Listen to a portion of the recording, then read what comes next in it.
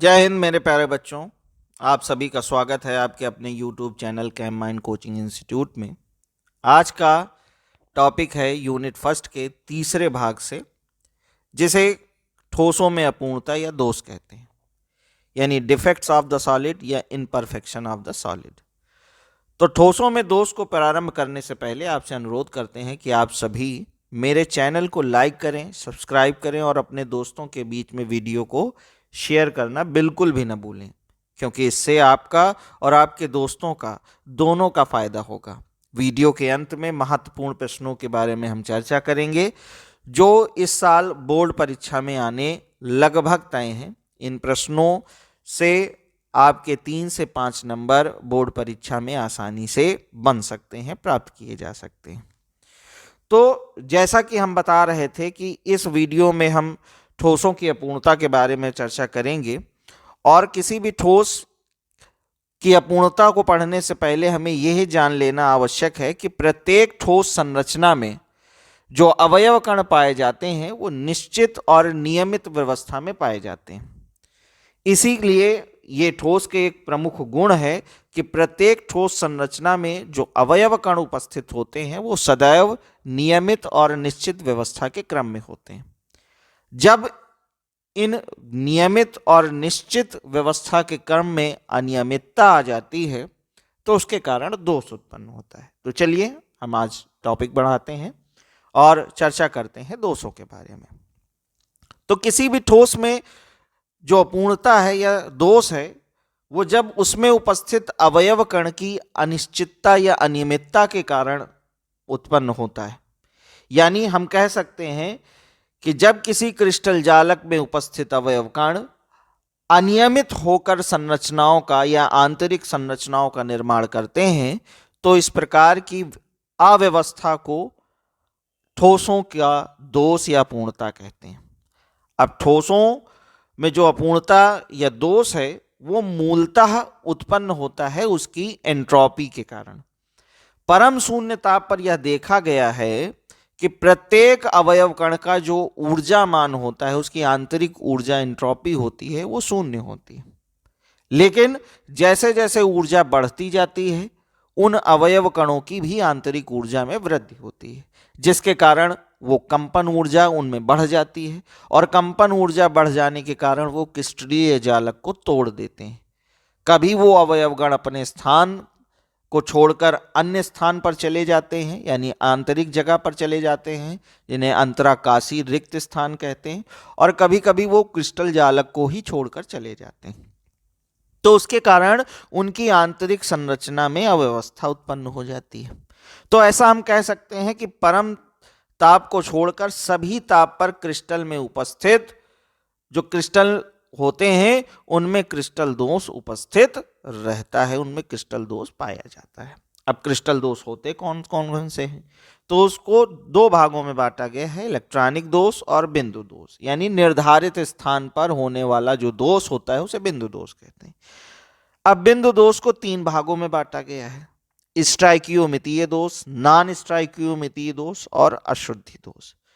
तो चलिए सबसे पहले बढ़ते हैं और पढ़ते हैं हम इलेक्ट्रॉनिक दोष के बारे में। क्या है इलेक्ट्रॉनिक दोष? तो परम शून्य ताप पर जैसा हमने बताया कि किसी क्रिस्टल में उपस्थित इलेक्ट्रॉन निम्न ऊर्जा पर पाए जाते हैं और अपने कोष पर उपस्थित होते हैं, जहां उनका कोष है, जहां उनकी कक्षाएं हैं। लेकिन ऊर्जा वृद्धि के साथ उनकी आंतरिक ऊर्जा में या उनकी भी ऊर्जा में वृद्धि होने लगती है, जिसके कारण वे अपने कोषों को छोड़कर अन्य किसी कोष में चले जाते हैं, यानी अपने स्थान को छोड़कर किसी अन्य स्थान पर चले जाते हैं, जिसके कारण जो दोष उत्पन्न होता है उसे इलेक्ट्रॉनिक दोष कहते हैं। यहां पर इलेक्ट्रॉन अपने कोषों को छोड़कर अन्य कोषों में चला जाता है या रिक्त स्थान पर चला जाता है, जिसके कारण जो दोष उत्पन्न होता है उसे इलेक्ट्रॉनिक दोष कहते हैं। जैसे किसी शुद्ध सिलिकॉन की बात करें तो शुद्ध सिलिकॉन को अगर उच्च ताप पर गर्म किया जाए तो उसमें उपस्थित जो उनके सिलिकॉन और सिलिकॉन के बीच में बनने वाले सहसंयोजी बंध हैं, उनके क्रिस्टल जालक में जो उपस्थित सहसंयोजी बंध हैं वो टूट जाते हैं, जिसके कारण इलेक्ट्रॉन मुक्त हो जाते हैं और इलेक्ट्रॉन अपने स्थान को छोड़कर संपूर्ण क्रिस्टल जालक में घूमने लगते हैं, चलने लगते हैं, जिसके कारण जो दोष उत्पन्न होता है उसे इलेक्ट्रॉनिक दोष कहते हैं। इलेक्ट्रॉनिक दोष उत्पन्न होने से किसी भी क्रिस्टल की वैद्युत चालकता के मान में वृद्धि हो जाती है।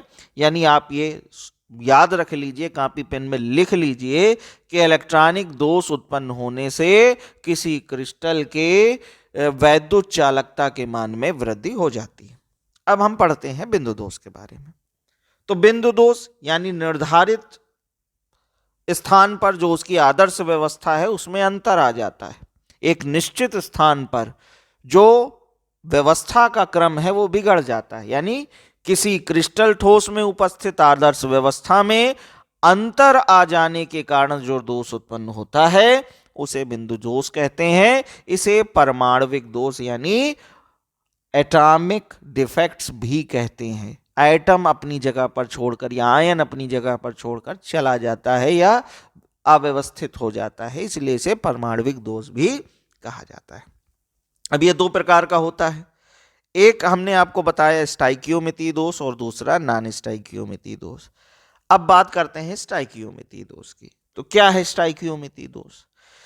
वे बिंदु दोष जिनकी संरचना में उपस्थित धन आयन या ऋण आयन या दोनों, वे बिंदु दोष जिनकी संरचना में उपस्थित धन आयन एवं ऋण आयन का अनुपात यौगिक के अणुसूत्र के अनुपात के समान होता है।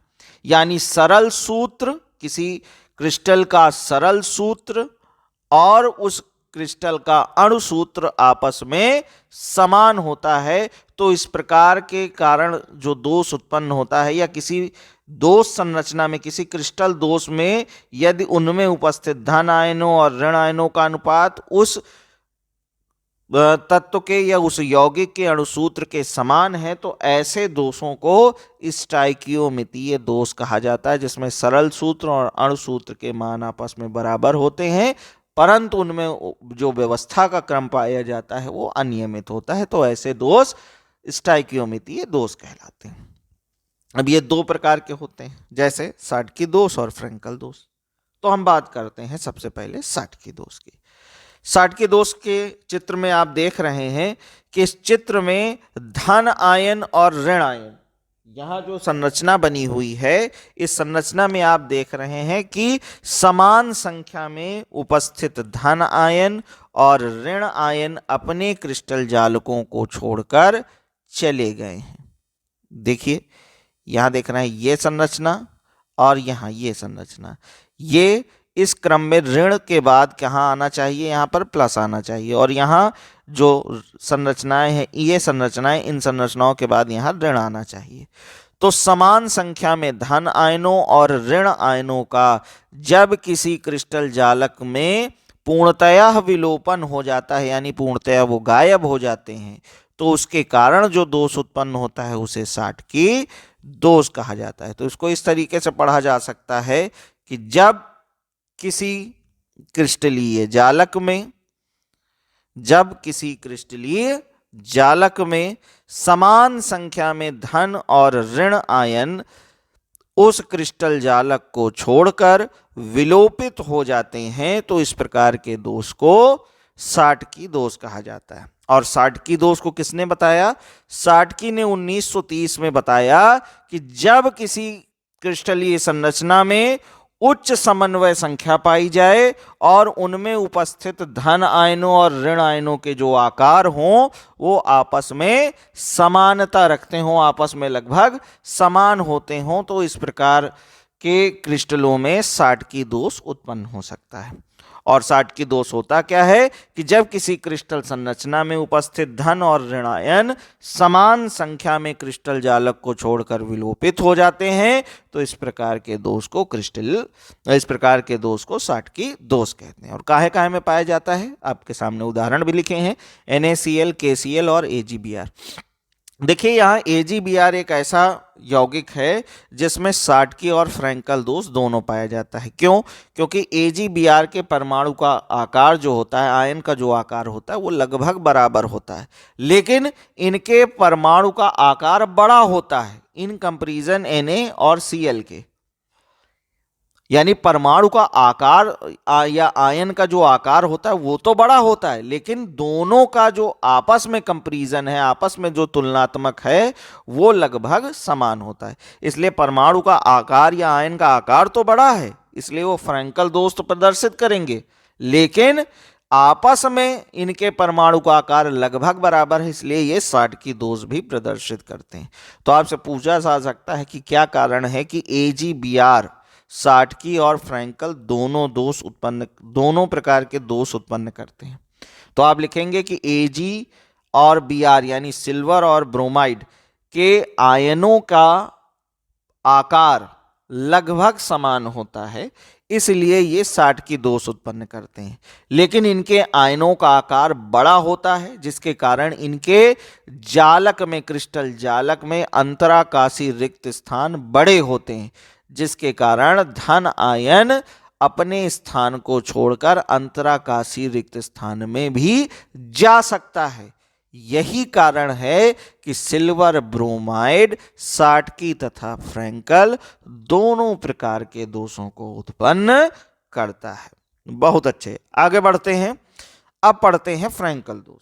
तो फ्रैंकल दोष क्या है? जैसा कि बताया गया कि फ्रैंकल ने 1930 में यह बताया कि निम्न समन्वय संख्या वाले, जिनकी समन्वय संख्या कम हो, निम्न समन्वय संख्या वाले तथा धन और ऋण आयनों के आकारों में अधिक अंतर रखने वाले जो क्रिस्टल होते हैं, वो इस प्रकार के दोष को यानी फ्रैंकल दोष को प्रदर्शित करते हैं, जिनमें परमाणु का या आयनों का आकार का अंतर अधिक हो तथा वो निम्न समन्वय संख्या को प्रदर्शित करते हो। तो आपसे पूछा जाए कि क्या है फ्रैंकल दोष, तो बिना हिचकिचाए बताइए कि जब किसी क्रिस्टल जालक में उपस्थित धन आयन अपने स्थान को छोड़कर जालक के अंतराकाश में, इनर सेल्स में या इनर स्पेस में चला जाता है, तो इस प्रकार जो दोष उत्पन्न होता है उसे फ्रैंकल दोष कहा जाता है। यानी अंतराकाशी स्थानों में जब धन आयन चला जाए किसी क्रिस्टल जालक में,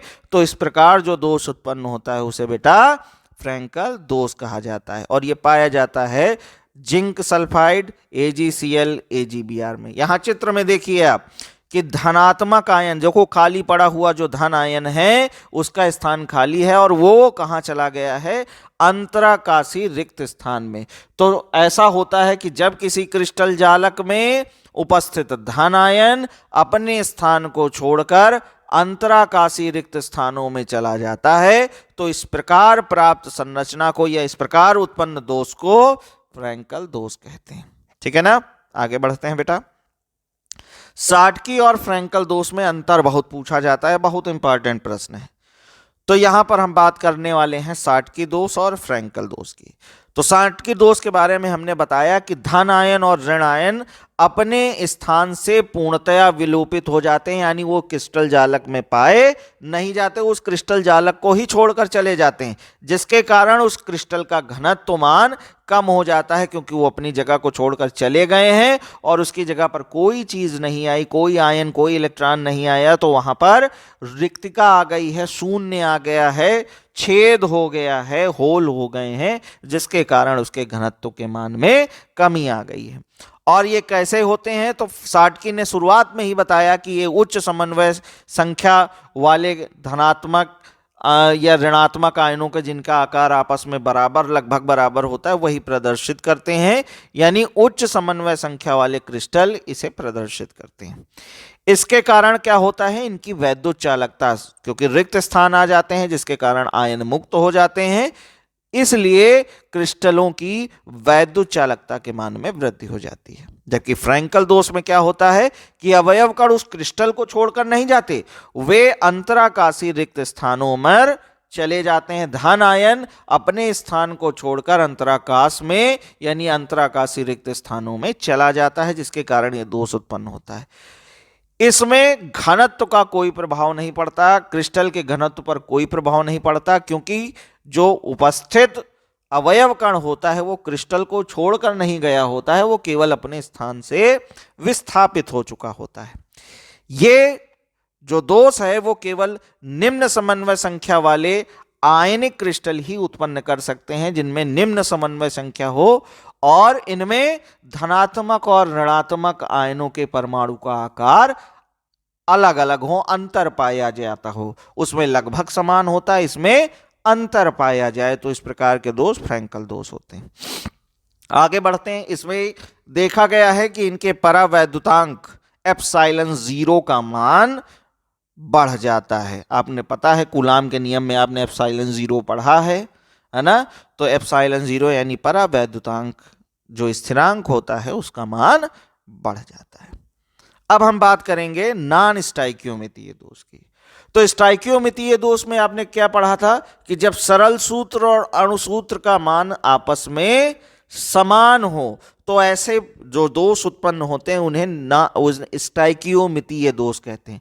यहां क्या हो जाएगा, सरल सूत्र और अणुसूत्र जो हैं उनके मानों में अंतर आ जाएगा। जब किसी क्रिस्टल संरचना में दोष उत्पन्न होगा तो उसके सरल सूत्र और अणुसूत्रों के मान में क्या आ जाएगा, अंतर आ जाएगा। इसके कारण जो दोष उत्पन्न होगा उसे नॉन स्टाइकियोमितीय दोष कहेंगे। यानी वे क्रिस्टल दोष जिनमें उपस्थित अवयव कणों का अनुपात अणुसूत्र के अनुपात से भिन्न होता है तो उत्पन्न दोष को नॉन स्टाइकियोमितीय दोष कहा जाता है। अब ऐसे यौगिक जिनमें नॉन स्टाइकियोमितीय दोष उत्पन्न होता है उन्हें बर्थोलाइड कहते हैं। यह बहुत बढ़िया प्रश्न है, कंपटीशन का 100% वाला प्रश्न कि बर्थोलाइड किन्हें कहते हैं। ऐसे क्रिस्टल यौगिक या ऐसे यौगिक जिनमें नॉन स्टाइकियोमितीय दोष पाया जाता है उन्हें बर्थोलाइड कहा जाता है। समझे बेटा? बिल्कुल। आगे बढ़ते हैं। ये दो प्रकार के होते हैं। कौन कौन से होते हैं बेटा? धातु अधिकता दोष और धातु न्यूनता दोष। आगे बढ़ते हैं। पहला आता है टॉपिक धातु अधिकता दोष की। तो क्या है धातु अधिकता दोष, आप बता सकते हैं? बिल्कुल बिल्कुल बिल्कुल।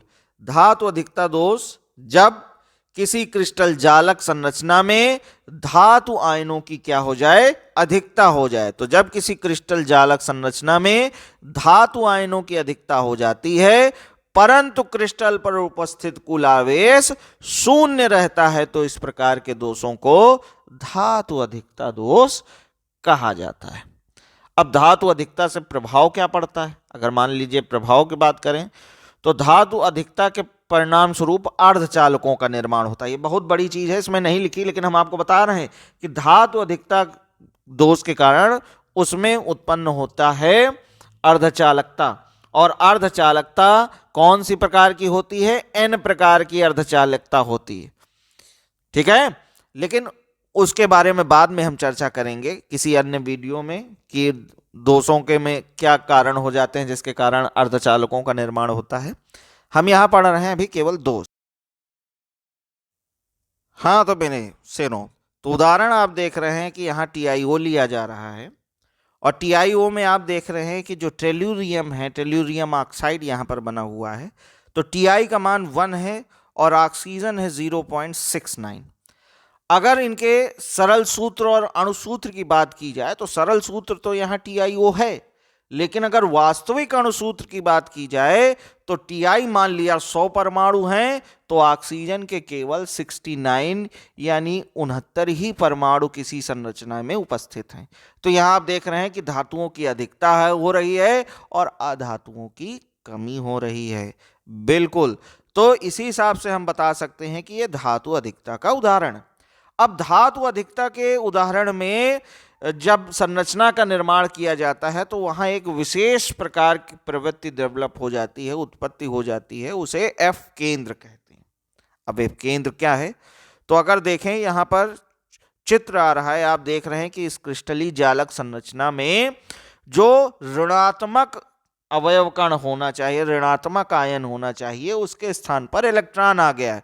तो जब किसी धातु अधिकता दोष में ऋणात्मक आयन के विलोपन के कारण, जब किसी धातु अधिकता दोष में ऋणात्मक आयनों के विलोपन के कारण उत्पन्न स्थान पर इलेक्ट्रॉन आ जाता है, जिसके कारण उसके क्रिस्टलों के रंग में परिवर्तन आ जाता है या उसके चुंबकत्व के गुण में परिवर्तन आ जाता है, तो उसके कारण उत्पन्न दोष को या उत्पन्न कारक को एफ केंद्र या एफ सेंटर कहा जाता है। जैसे लिथियम क्लोराइड हल्का गुलाबी हो जाता है इसके कारण, जबकि इसको रंगहीन होना चाहिए। नमक आप देखते हैं, खाने वाला नमक, वो रंगहीन होता है, सफेद रंग का होता है, लेकिन अगर उसमें एफ केंद्र उत्पन्न हो गए तो वो हल्का पीला हो जाएगा, और जितने ज्यादा एफ केंद्र होंगे वह उतना ही पीला होता रहेगा। इसी तरह पोटेशियम क्लोराइड की बात करें तो वो रंगहीन होना चाहिए, लेकिन एफ केंद्र के कारण वो हमको हल्का बैगनी दिखाई पड़ता है। इसी तरह आप देख रहे हैं दूसरे चित्र में भी कि धातुओं की अधिकता हो गई, यानी धातु उस क्रिस्टल जालक के अंतराकाशीय रिक्त स्थान में आ गए हैं। उसके आवेश को उदासीन करने के लिए क्रिस्टल जालकों में ही अंतराकाशीय स्थान पर इलेक्ट्रॉन भी आ गए, तो इसलिए इनमें जो कुल आवेश होता है किसी क्रिस्टल संरचना पर, वो सदैव शून्य माना जाता है, हमेशा शून्य होता है। आगे बढ़ते हैं, हम बात करते हैं धातु न्यूनता दोष की।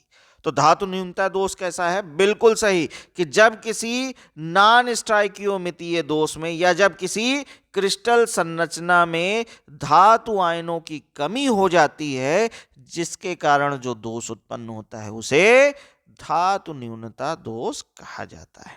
अब इसमें क्या होता है कि क्रिस्टल में उपस्थित जो धातु आयन होते हैं वे अपने स्थान से विलोपित हो जाते हैं, अपने स्थान को छोड़कर चले जाते हैं। जैसे फेरिक ऑक्साइड में, तो फेरिक ऑक्साइड की अगर बात की जाए तो फेरिक ऑक्साइड में बेटा अगर ऐसे आप देख रहे हैं तो यहां पर जो सरल सूत्र लिखा है वो FeO है, लेकिन वास्तविक में जब इसके अणुसूत्र की बात की जाती है तो आयरन 0.88 होता है, जबकि ऑक्सीजन 1 होता है।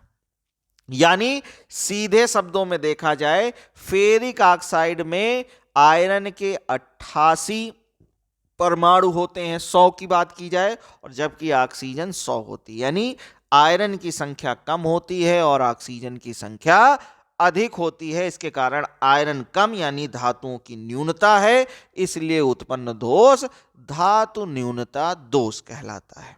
जी, तो यहां आप संरचना देख रहे हैं कि इस संरचना में जो धनात्मक आयन ऑरेंज रंग का होना चाहिए वो अपनी जगह पर नहीं है, लेकिन उसके आवेश को बैलेंस करने के लिए ग्रीन रंग से दिखाया जा रहा पर जो धनात्मक आयन है वो +2 चार्ज रखता है, यानी कुल मिलाकर क्रिस्टल पर जो आवेश होगा वो उदासीन होगा, यानी क्रिस्टल पर कोई भी आवेश में परिवर्तन नहीं आएगा, परंतु धातु आयन अपने स्थान को छोड़कर चले जाएंगे, तो उत्पन्न दोष क्या कहलाएगा बेटा? धातु न्यूनता दोष। और जो दूसरा चित्र बना है उसमें आप देख रहे हैं कि ऋणात्मक आयन उस क्रिस्टल जालक की आंतरिक संरचना पर आ गया है, लेकिन ये जो दोष है ये साधारणतया उत्पन्न नहीं होता है, इस प्रकार का दोष पाया नहीं जाता है, ये केवल थ्योरेटिकली है, प्रैक्टिकली इसे पाया नहीं गया है। अब हम आगे बात करते हैं अशुद्ध दोष की। तो जब किसी आयनिक क्रिस्टल में कोई अशुद्ध पदार्थ मिला दिया जाता है जिसके कारण दोष उत्पन्न हो जाता है, तो इस प्रकार के दोष को अशुद्ध दोष कहते हैं। अब इस प्रक्रिया से किया क्या जाता है? इस प्रक्रिया से ठोसों में विद्युत की चालकता को बढ़ाया जाता है। इस प्रक्रिया को डोपिंग कहते हैं। आपने अर्धचालकों के टॉपिक में पढ़ रखा है फिजिक्स में कि जब किसी पदार्थ में, जब किसी ठोस पदार्थ में इलेक्ट्रॉन युक्त कोई दूसरा पदार्थ या कोई अशुद्धियां मिलाई जाती हैं जिसके कारण उस पदार्थ की चालकता बदल जाती है, तो इस प्रक्रिया से उत्पन्न पदार्थ अर्धचालक कहलाते हैं, और ये तकनीक, यह प्रक्रिया डोपिंग कहलाती। तो यहाँ अर्धचालकों का निर्माण ही है इन प्रकार के या पी प्रकार के अर्धचालकों का। यानी जब किसी ठोस में जब ठोसों की वैद्युत चालकता को प्रभावित करने के लिए अशुद्ध पदार्थ मिलाए जाते हैं तो यह प्रक्रिया डोपिंग कहलाती है। ये यहाँ का भी प्रश्न है और फिजिक्स का भी प्रश्न है। जैसे सोडियम क्लोराइड में अगर स्ट्रांसियम क्लोराइड की अल्प मात्रा को मिला दिया जाए तो इस प्रकार का दोष उत्पन्न हो जाता है। संरचना में देख रहे हैं कि एसआर को ग्रीन रंग से दिखाया जा रहा है, यानी अल्प मात्रा में स्ट्रांसियम को मिला दिया जा रहा है, जिसके कारण यह दोष उत्पन्न हो रहा है। तो आपने दोष के बारे में सब कुछ पढ़ लिया। आप कि जब प्रश्न की बात करें तो प्रश्न में इंपॉर्टेंट प्रश्न है साटकी और फ्रैंकल दोष में अंतर, उनकी संरचनाओं के बारे में पूछा जाता है। एफ केंद्र क्या है इसके बारे में आपसे पूछा जा सकता है। किसी क्रिस्टल पर एफ केंद्र के कारण कौन से प्रभाव उत्पन्न होते हैं, बर्थोलाइड क्या है, इस तरीके से कई सारे प्रश्न आपसे पूछे जा सकते हैं। अंत तक मेरे वीडियो में बने रहने के लिए धन्यवाद। आप सभी मेरे चैनल को लाइक कीजिए, शेयर कीजिए और सब्सक्राइब कीजिए। लगातार बने रहिए और देखते रहिए कैम माइंड कोचिंग इंस्टीट्यूट। धन्यवाद।